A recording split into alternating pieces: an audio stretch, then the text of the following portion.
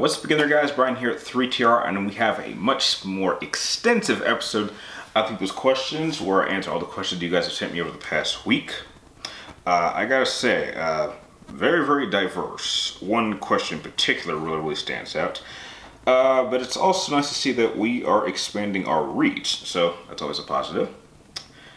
So, starting off with the first question, coming from a regular of mine going by the name of Luguna, or, wait, yeah, Luguna 13, sorry. And he wants to know, have I ever watched Dead Fantasy, and if so, what did I think of it? Oh, I really loved it. I think it's an interesting twist to want to mix Final Fantasy with Dead or Alive. It's just a shame that the guy who created it passed away, because I don't think he got to finish it, because if you actually watch the series in its entirety, it doesn't really conclude.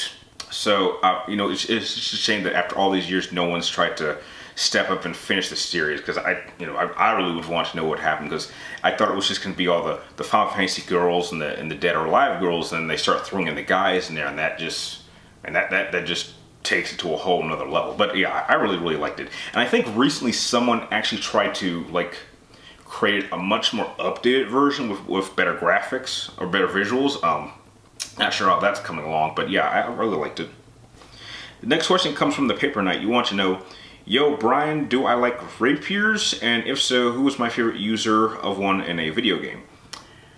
I think rapiers are interesting weapons. I think the only person that comes to mind that I absolutely know uses a rapier sword is Genesis from Final Fantasy Crisis Core. And I think his rapier in particular is a very interesting design, despite the fact that he can infuse it with magic and it kind of gives him enhanced abilities. So I think that's the one person who uses a rapier that really stands out to me.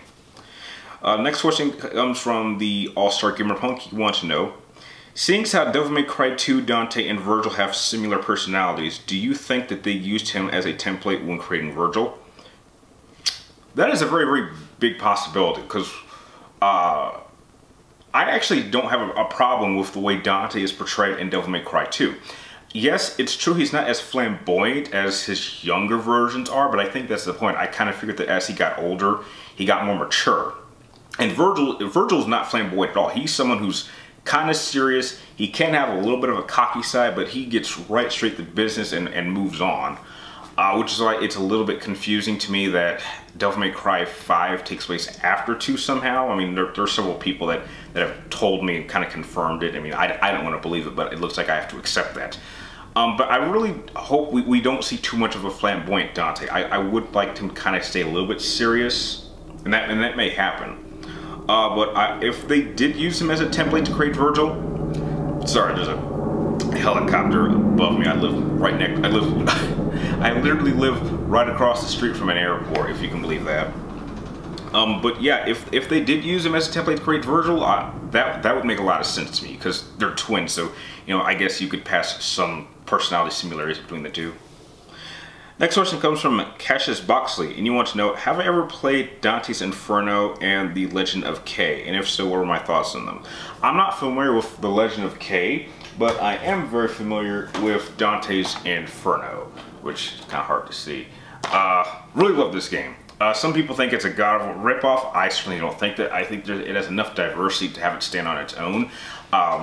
It's too bad that you couldn't really build a franchise off it, because I think the game is very self-contained. I think it has a very solid story. It has incredible art design.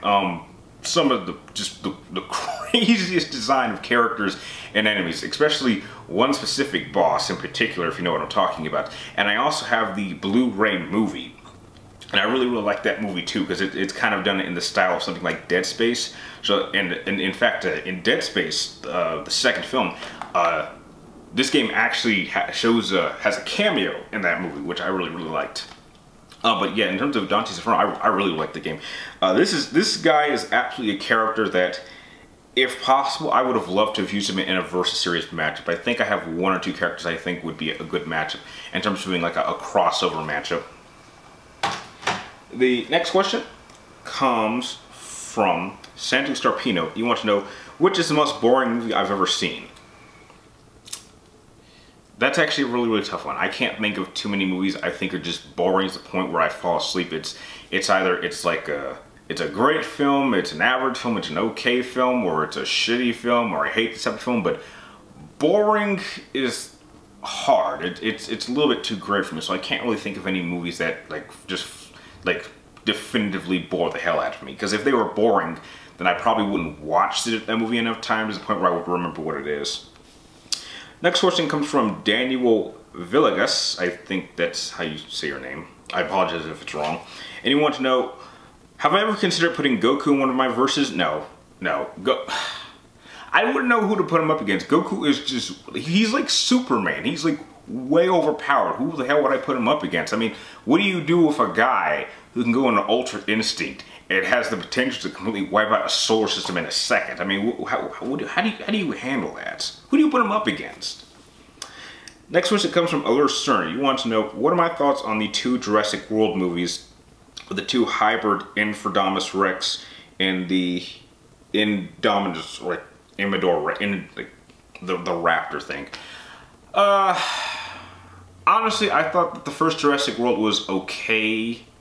I didn't even waste my time seeing the second one, but my problem with these new dinosaurs is it sounds like a really bad sci-fi movie idea. Like, some scientists had the stupid idea that I'm gonna take 2 different dinosaurs and I'm gonna mix them together. And I'm like, why would you ever want to do that? This is dumb. And the fact that the whole movie is surrounded around that concept is just something I wasn't just too fond of. And after what I heard in terms of the ending of Jurassic World 2, because someone told me what the ending was, it sounds like it's going in an interesting direction, but I'm not sure if I would even go see Jurassic World 3 when it ever comes out. Maybe not, but just the concept of mixing those dinosaurs, I just thought it was silly. It was just dumb. Next question comes from Gum Dokin, and you want to know, with Sony pulling Spider-Man villains out of the thin air, I think that these films are going to be good for Spidey? Well, I'm pumped up for Venom. It looks okay to me. Hopefully it's successful. I will admit that there are some challenges to have with having villain-focused films that don't involve Spider-Man, because Spider-Man is such an important aspect of why these characters do what they do. Like, for example, if I remember correctly, Kraven, who I think is a movie that they want to do, Kraven only comes to New York because he wants to hunt Spider-Man. So if you take Spider-Man out, what's his purpose? And there are just so many other films that are tied directly to Spider-Man that's kind of hard to do. But if they somehow manage to make it work, then I could accept that. But I think somewhere down the line, I do think that we are going to have Spider-Man come back to the Spider-Verse. I don't see Spider-Man being in the MCU very long, and I personally I don't want to see him in the MCU anymore. But heck, I see a question here that's going to get me to talk about that. But those are just my quick thoughts on the whole thing. Next question comes from Cassie J. Williams. You want to know, if I was a student at Hogwarts in the Harry Potter series, what house would I be in? Oh, that's easy. I'm a hardcore Ravenclaw. Hardcore. I've taken at least multiple Harry Potter house tests, and they all come up Ravenclaw. My Patronus is surprisingly an otter, which is cool because an otter is the same thing Hermione has, and Hermione would have made a fantastic Ravenclaw. If she was not a Gryffindor, she would have certainly been an incredible Ravenclaw. So I kind of like that dynamic. I even thought about dressing. I even kind of thought about getting like a vest and like a suit that with the Ravenclaw patch. And I recently have a specific wand from a certain character.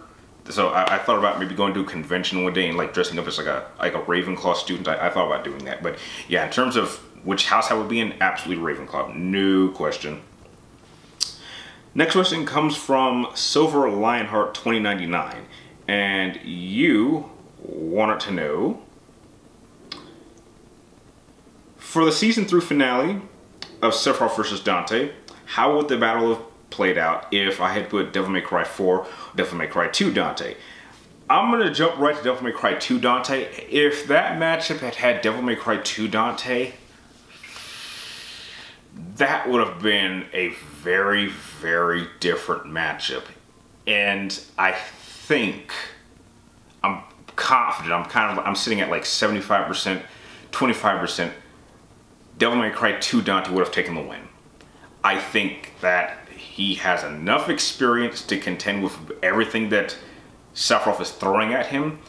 And even if Sephiroth went serious, I think that Dante's control of his Devil Trigger form, specifically his Majin form, which was something I didn't even know about until recently, I think that would be more than enough to take Sephiroth down even on his best day. It would be a very, very tough fight, but I do think it's something that Devil May Cry 2 Dante could absolutely manage. And the last question of the episode comes from Venom Rules All, and you want to know, what do I feel about the much darker Marvel Netflix shows? I think the interesting thing about the Netflix shows is they're kind of hit or miss because you're not really sure what you're going to get. It's not like the MCU where it's kind of consistent and they kind of feel the same to me for all this time. But you have shows that are hit or miss. Like, I love Daredevil Season 1, didn't watch Jessica Jones Season 1, liked Luke Cage Season 1, thought Iron Fist was a mess, I thought Defenders was okay, I really liked The Punisher, Daredevil Season 2 was incredible, Luke Cage Season 2 was okay, I didn't even watch Jessica Jones Season 2, I'm on the fence of whether or not I should watch Iron Fist Season 2, I've heard some good and bad things about it, but I'm absolutely going to be pumped up to go see Daredevil Season 3, I think it comes out next month, so it's kind of hit or miss, and I kind of like it when you have series that have like up and down moments. Even though I don't watch some of these shows, the ones that I do watch really, really stand out to me. So that's just my thoughts on the whole Marvel Netflix series shows. And with that, those are the questions that were sent in for this particular episode. Now, if there was a question that you sent in for the last video, be sure to check the comments of the previous video because chances are the answer is there. But if you guys have any more questions you'd like me to answer in next week's episode, be sure to type them in the comments down below. But make sure you get them into me before next Wednesday, roughly around noon before I start recording the next episode. And like always, thank you guys for watching. You're awesome, and I'll see you next time.